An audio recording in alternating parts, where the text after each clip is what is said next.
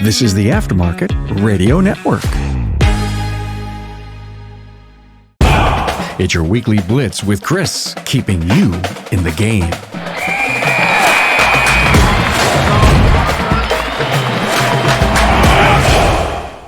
Are you ready to supercharge your auto repair business? This is Coach Chris Cotton from AutoFix-Auto Shop Coaching. The Weekly Blitz is where industry expertise and business innovation collide, getting your engines revved up for the week ahead. Every episode is loaded with game-changing insights, up-to-the-minute industry updates, and even practical tips to shift your business into high gear. We're talking about stuff you didn't even know you didn't know. Big shout out to our awesome sponsor, Shop Marketing Pros. Are you looking to shift your shop's marketing from zero to hero? Trust us, you don't want to gamble your livelihood on amateur marketing moves. Go pro with Shop Marketing Pros, your ticket to top-tier results. Find out how you can fuel your success at shopmarketingpros.com/Chris. Hey, everybody. Seems like this seems to be coming up with clients that already have fleets, and then clients that don't have fleets but maybe looking to expand. I wanted to record this so that, one, I can have this down, but I can also send it to people that ask me about it, send the podcast out. We'll also turn it into a blog piece so that people can read it. There's an art to finding fleets, finding the right fleets, and then what is the mix? How many of our customers should be fleets if we decide to do that? Hopefully, by the end of us, we'll have all of those answers or all of those questions answered with some great information for you. So first off, fleet clients bring in consistent, reliable work. Unlike individual customers, fleets need regular maintenance and repairs. If the fleets are ran well, they have money to pay for it. This means steady income and easier planning for inventory, staffing, open hours, and often because they operate on schedules, you can predict and manage your workload better. So here's my guideline on fleets, though. No more than 20% of your total business should be fleets, and no fleet should have more than 5% of that number. I've ran into some places here lately where it's easy to get into the fleet flow of things, and what you find is your fleets have taken over. They've got 50, 60, 70% of the business. Because it's easy, everybody's fat and happy, our retail customers go away.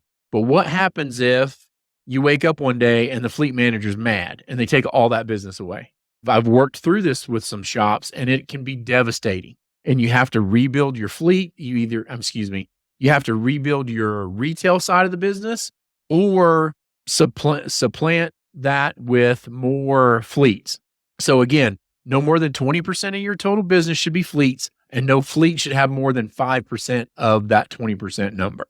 If you want to grow the fleet, then you also need to grow the retail. I've also worked with some fleet businesses where their first shift is all retail customers, and they actually put on a second shift to work in the evenings. That's all the fleet customers. If your fleet takes up a lot of your time and you're interested in growing to retail and can't, get with me and we can talk that through and see what that looks like and talk about some of the issues we had growing that fleet side of the business. Here's the kicker. Not all fleet clients are created equal. It's crucial to find the ones that align with your shop's capabilities and values. So where do we find them? Local businesses are a great start. Think about companies in your area that rely on vehicles, delivery services, sales companies, local government agencies, even schools, networking events, local business association, and chambers of commerce. Those are all gold mines for making these connections. And I would also tell you, if you're already paying to be a part of those and you're not going to those events, shame on you. Either stop paying for it or make time and go as an owner and a business person. We're going to go into more detail on this in a minute. When you've got potential fleet clients, it's key to ensure that they're the right fit. Do they match your shop's expertise? Can you handle their volume without compromising quality for your other customers? This is a delicate balance, right? But getting it right means you're not just a service provider. You become a trusted partner in keeping their business running smoothly. Another vital aspect is contract negotiation. Be clear about your services, what you're offering, what your turnaround times are going to be, and your payment terms. It's tempting to cut deals to win business, but remember your expertise and reliability are valuable. Don't undersell yourself. Also, I want to say a lot of smaller shops in the beginning say yes to everybody, and then a year, 18 months, 2 years in, when their business has grown, they have some real issues with some of these fleets. The post office can be a great starter fleet for you, but realize you're not going to get any part sales from it. Sometimes they can be a little bit difficult to deal with. Make sure you go in with a really, really good labor rate. Make sure it's higher than what your regular retail rate is. If you're not selling parts on those things, you've got to be making sure you're doing good on the labor times. One thing I would never tell you to do is I do not consider used car lots to be fleets. Used car lots are a no-no. That's a no-win for you ever in your life. If your business is predicated on servicing small or even large used car dealers, you're in a lose-lose situation. You need to get out. Okay? Replace those with retail customers to where you can sell parts at the margins you need to, sell labor, and have them repeat. Okay? I get it. In the beginning, you want to say yes to everybody to turn a dollar. Instead of having 5 fleet customers where you're giving a discounted rate to, I'd rather you have 2 retail customers that can go around and tell everybody else how great you are, that you're making a great margin on, and then you can get out and move on to something else. I also want you to remember that fleet clients can also be your best marketers. Do a great job, and they'll be your brand ambassadors. They have networks you might not usually tap into, and a good word from them goes a long way. I'm not going to talk about it too much here, but I also wanted to remind you, if you have a fleet that has, let's say, 10 trucks and they're a great customer, that company may have 25 employees. I would also highly recommend putting in a referral program or some sort of an employee program for that provider as well, and use that as part of your negotiating tool and tactics to get that fleet to move over to you. Okay, so think about that. First off, where do we find these fleet clients? Number one, we talked about it a minute ago, local business research. I want you to start by identifying local businesses and organizations that rely on vehicles. Again, delivery companies, sales fleets, utility companies, local government, and schools. This is probably the only thing you can actually use a phone book for these days. If you're in a bigger area, you can go to the front of the book and they have what's called the blue pages. Those are all of the government services in your area. If you have like DHS, any type of social services, those people that do those things usually have a company card through the GSA, and they're looking for somebody to take care of them. One, look at the blue pages. Next, flip over to HVAC, flip over to plumbing, flip over to electrical. Go page by page in the yellow page part of it and look at who might have fleets, and then make a list of people you want to go visit. This is the only thing you can use a phone book for these days, other than to hold the door open or closed. Number 2, networking events. Make sure you attend local business events, the Chamber of Commerce meetings, trade shows. These places are buzzing with potential clients. Make sure you get in, you shake hands, talk to people, move forward. If that's not your thing and you have a service advisor or store manager that loves to do those, then guess who you need to be sending to those things. Don't pay for these associations and not be at 80% plus of those meetings, okay? Number 3, referrals. Leverage your existing customer base for referrals. Happy customers are often willing to spread the word. If you notice that somebody brings their personal car in and they don't have their fleet in, and you know that they're the manager of the fleet, talk to them about why. See what's going on. Obviously, they love you to work on their personal vehicle, but they're not bringing the fleet in. Same can be said for the other thing. If you have a fleet person or a business that they bring all the fleet vehicles in, but they don't bring their personal vehicles in, ask why not. Sometimes it sucks to know the answer, but knowing the answer can make us better. Number 4, online platforms and social media. Use LinkedIn to connect with business owners and fleet managers in your area. Engage with local business groups on platforms like Facebook. Have a page on your website that talks about the fleet business that you do. Number 5, direct outreach. Don't hesitate to reach out directly with a well-crafted email or even a traditional letter. Make it personal and relevant to their business. Use it to open the door. I'm going to talk about these initial meetings here in just a second. Number 6, partnerships. Collaborate with other people in your area. They often have connections with fleet owners who might need your services.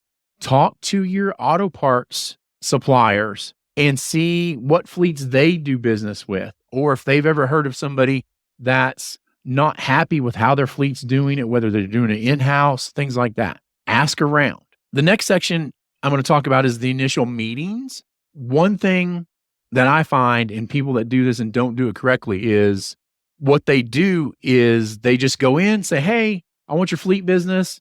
And then the person says, well, here's where I'm doing it now. And then the shop owner, whoever goes in, just caves on everything and says, okay, I'll be all their pricing. When can we start?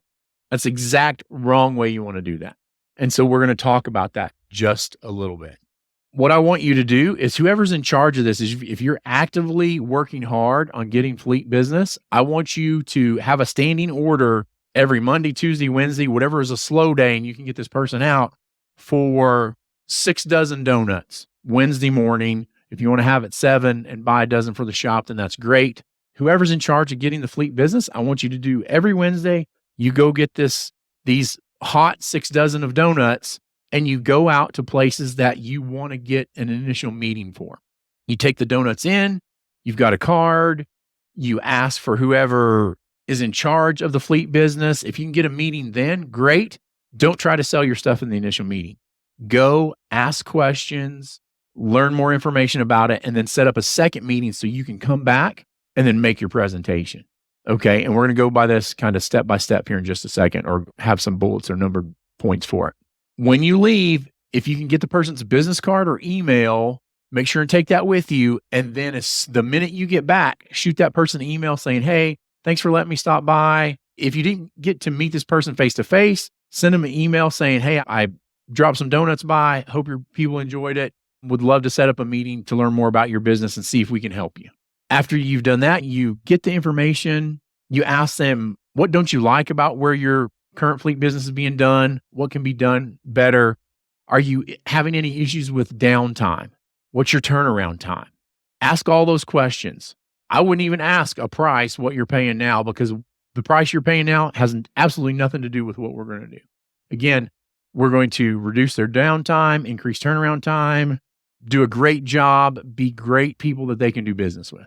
Okay. So let's go back to these meetings and talk about those 8 steps. Preparation. Before the meeting, this is the second meeting, research the potential client's business, understand their fleet size, type of vehicles, their specific needs. If you're trying to put a quote together and you can get their list with a VIN number, then you can go through and see, kind of build a preventative maintenance program for it based on what you found on the parts that they need and everything else. You can get tire sizes, all kinds of stuff from that.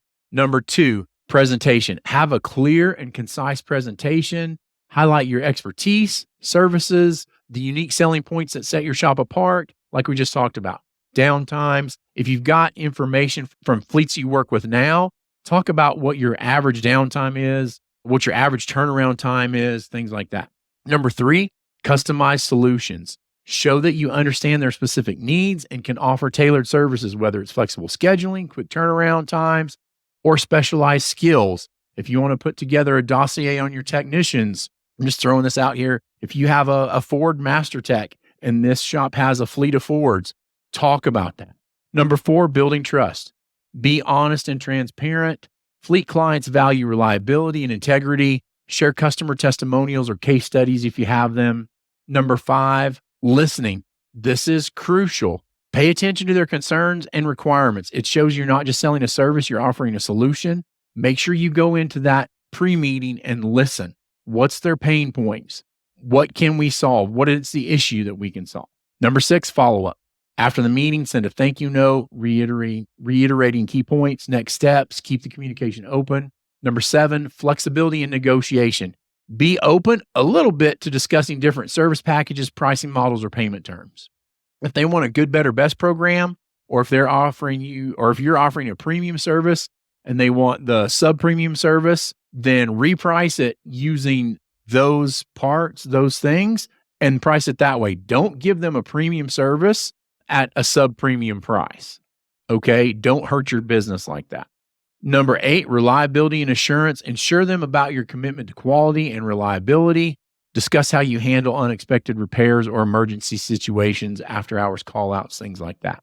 Remember, these meetings are as much about listening and understanding their needs as they are about selling your services. Show them how your shop can add value to their business and reduce downtime. If you know their metrics, you can figure out how downtime affects them and their bottom line. This is about forming a partnership where both parties benefit. I'm going to step aside here just a second and talk about bill pay, pricing, etc. If you want to give a discount for how they pay.